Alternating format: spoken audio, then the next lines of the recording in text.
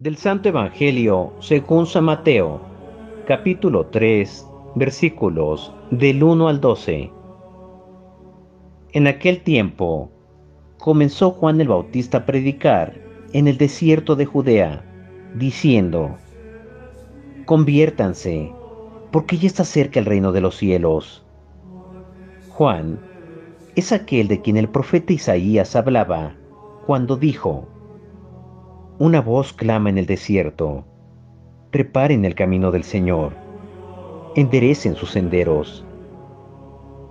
Juan usaba una túnica de pelo de camello, ceñida con un cinturón de cuero, y se alimentaba de saltamontes y de miel silvestre. Acudían a oírlo los habitantes de Jerusalén, de toda Judea y de toda la región cercana al Jordán.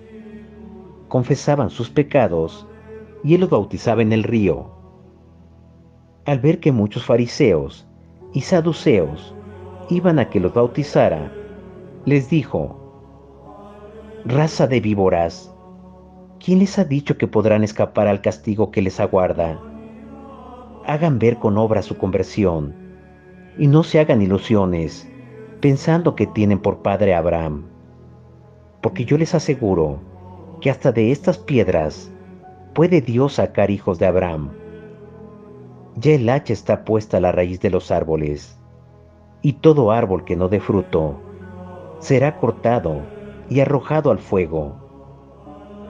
Yo los bautizo con agua, en señal de que ustedes se han convertido, pero el que viene después de mí es más fuerte que yo, y yo ni siquiera soy digno de quitarle las sandalias. Él los bautizará en el Espíritu Santo y su fuego. Él tiene el bieldo en su mano para separar el trigo de la paja. Guardará el trigo en su granero y quemará la paja en un fuego que no se extingue. Palabra del Señor. Gloria a ti, Señor Jesús.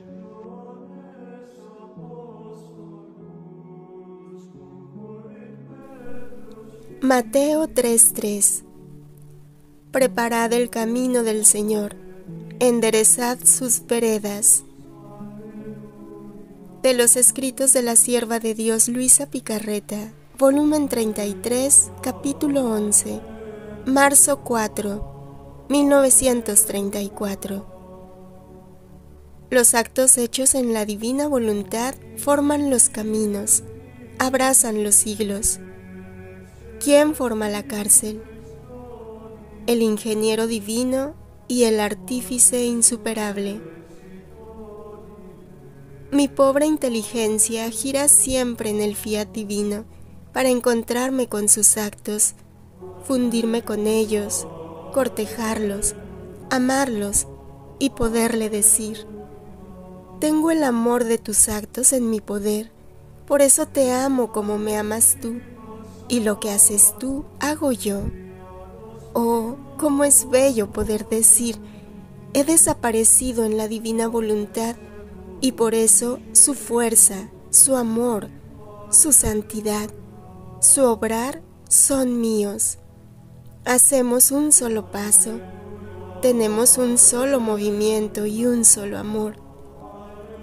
Y la divina voluntad, toda en fiesta, parece que dice: cómo estoy contenta, no estoy más sola, siento en mí un latido, un movimiento, una voluntad que corre en mí, y fundida junto conmigo no me deja jamás sola, y hace lo que hago yo.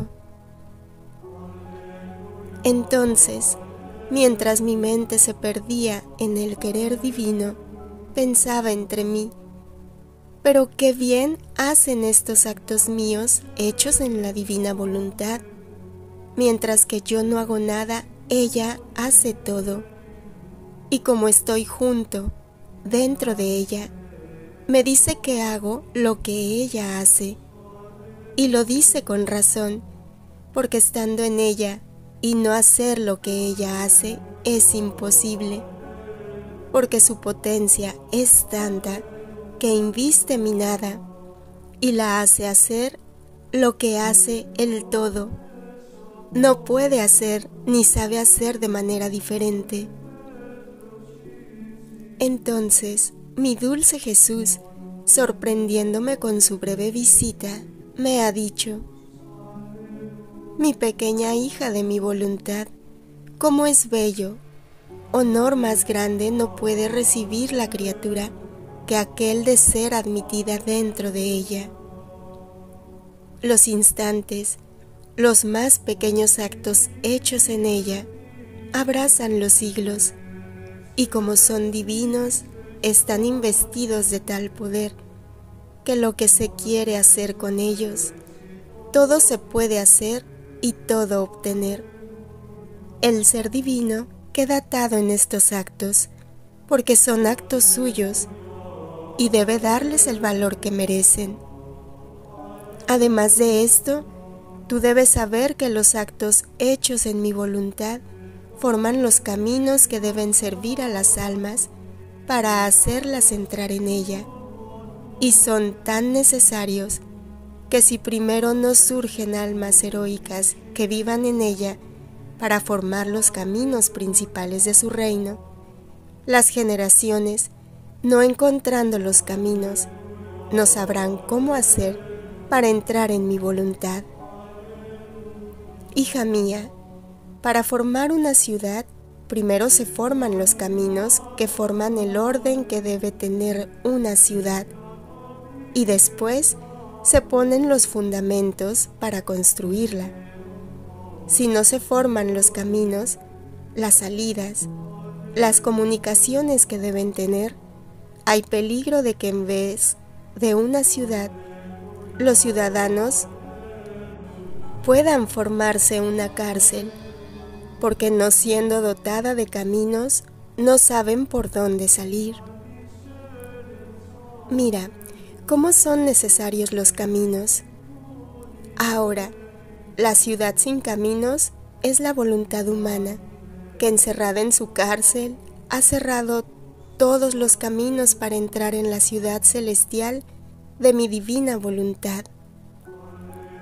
Ahora, el alma que entra en ella rompe la cárcel, derriba la infeliz ciudad sin caminos, sin salidas, y unida con la potencia de mi querer, ingeniero divino, forma el plano de la ciudad, ordena los caminos, las comunicaciones, y haciéndola de artífice insuperable, forma la nueva ciudadela del alma, con tal maestría de formar las vías de comunicación para hacer entrar a las otras almas y formar tantas ciudades para poder formar un reino. La primera será el modelo de las otras. Ve entonces para qué sirven los actos hechos en mi voluntad, que son tan necesarios, que sin ellos faltaría el camino para hacerla reinar.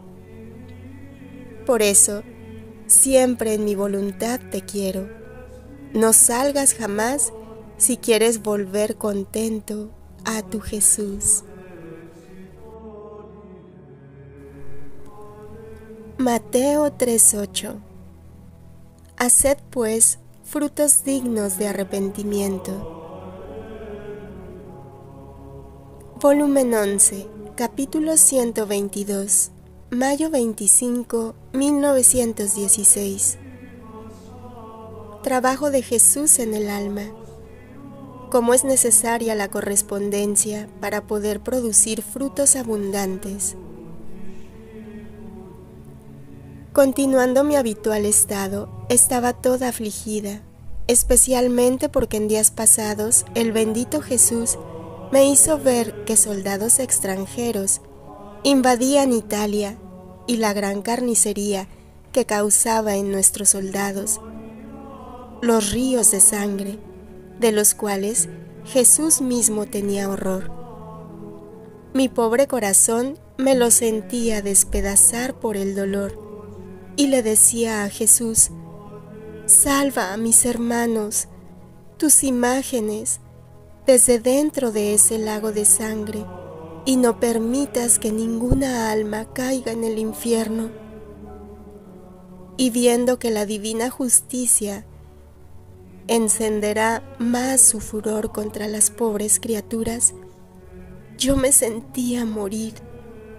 Entonces Jesús, casi para distraerme de estas escenas tan desgarradoras, me ha dicho: hija mía, es tanto el amor con que amo a las almas, que no apenas el alma se decide a darse a mí, yo la circundo de abundante gracia, la acaricio, la conmuevo, la hago recogida, la doto de gracias sensibles, de fervores, de inspiraciones, de necesidades del corazón.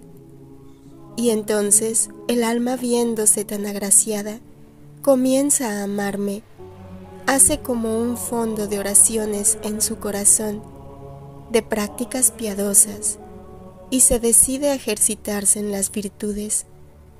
Todo esto forma un prado florido en el alma, pero mi amor no queda contento con las solas flores, sino que quiere frutos, y por eso comienza a hacer caer las flores, es decir, la despoja del amor sensible, del fervor y de todo lo demás, para hacer nacer los frutos.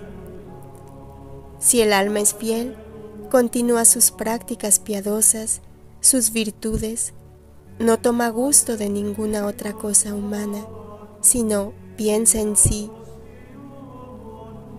sino solo en mí, confía en mí.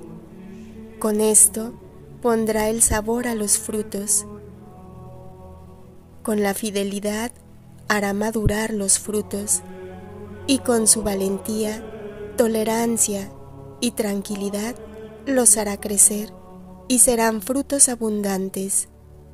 Y yo, el celestial agricultor, cosecharé estos frutos, y haré de ellos mi alimento, y plantaré otros huertos más bellos y más floridos, en el que nacerán frutos heroicos, que arrancarán de mi corazón gracias inauditas. Pero si es infiel, desconfiada, se agita, toma gusto de las cosas humanas, etc., los frutos serán acerbos, insípidos, amargos, sucios, y servirán para amargarme y hacerme retirar del alma. Volumen 23, capítulo 34, febrero 2, 1928. ¿Cómo debe suplir por quien no ha obrado en la unidad del fiat divino? Para quien lo posee, su lenguaje es un lenguaje extraño, razón por la que hasta ahora no han hablado de ella. Quien no vive en la unidad recibe los efectos de la voluntad divina, no la vida de ella. Ejemplo del sol con la tierra. Después de esto, estaba pensando en la unidad del fiat divino y decía entre mí: ¿cómo todos aquellos que han hecho el bien, tantas obras grandes, cómo podían hacerlas si no poseían su unidad? Y Jesús, siempre benigno, ha agregado: hija mía, todo el bien hecho hasta ahora por las criaturas ha sido hecho en virtud de los efectos de mi voluntad divina, porque no hay bien sin ella. Pero que hayan vivido totalmente y plenamente en su unidad, ninguno hasta ahora, solamente mi mamá reina, y por eso atrajo el gran prodigio de la encarnación del Verbo. Si esto fuese, la tierra habría regresado al estado del Edén, y además aquel que habría poseído la unidad de mi querer no habría podido ni contenerla, ni resistir sin hablar de ella. Habría sido como el sol si se quisiera encerrar dentro de un vaso de cristal sin expandir sus rayos.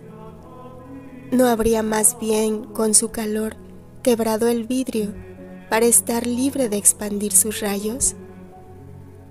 Poseer la unidad de mi fiat y no hablar de él, no expandir sus rayos, la belleza de sus conocimientos, le habría sido imposible. Se le rompería el corazón si no diese desahogo a manifestar en parte la plenitud de su luz y de los bienes de él. Así que el bien ha sido hecho en virtud de los efectos de él. Esto sucede como le sucede al sol, que en virtud de los efectos que contiene su luz hace germinar las plantas y hace producir tanto bien a la tierra. Parece que la tierra y los efectos del sol trabajan juntos para producir plantas, frutos y flores a las criaturas. Pero la tierra no se eleva en la esfera del sol. Si esto hiciera, el sol tendría tanta fuerza de quitar su parte oscura y todos sus átomos de polvo los convertiría en luz, y la tierra se volvería sol. Pero como la tierra no se eleva, ni la esfera del sol desciende en lo bajo, la tierra permanece tierra, y el sol no la transforma en él. Parece que el uno y la otra se miran de lejos, se ayudan y trabajan juntos por medio de los efectos de la luz que de la altura de su esfera expande sobre la tierra. Y si bien recibe tantos admirables efectos, produce las más bellas florituras, pero hay una gran distancia entre la tierra y el sol. No se asemejan entre ellos, ni la vida de uno se vuelve vida de la otra, y por eso la tierra no sabe hablar del sol, ni decir todos los efectos que contiene, ni cuánto calor y luz posee. Así se encuentra la criatura que no posee la unidad de mi voluntad. No se eleva en su esfera altísima para llegar a ser sol, ni mi sol divino desciende para formar la vida de ella. Pero queriendo hacer el bien, se mueve en torno a su luz, y ella comunica los efectos para hacer germinar el bien que quiere, porque mi fiat no se niega a ninguno. Más bien, con su luz, despierta la naturaleza humana para hacerla reverdecer y hacerla producir frutos de obras buenas.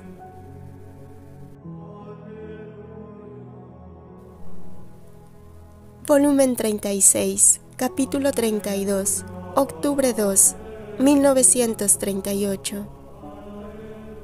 Es secreto divino que el reino de la divina voluntad debe venir sobre la tierra. La reina celestial llora y ruega. La divina voluntad es como la linfa a las plantas. Después seguía a la divina voluntad en sus actos, abandonándome toda en sus brazos, y mi dulce Jesús ha vuelto a decir: hija mía, conforme la criatura entra en nuestra voluntad para hacer la suya, ella hace suya la nuestra, y nosotros hacemos nuestra la suya. Y en todo lo que hace, si ama, si adora, si obra, si sufre, si reza, nuestro querer forma el germen divino en sus actos. Y, oh, cómo crece bella, fresca, santa. Nuestra voluntad es como la linfa a las plantas.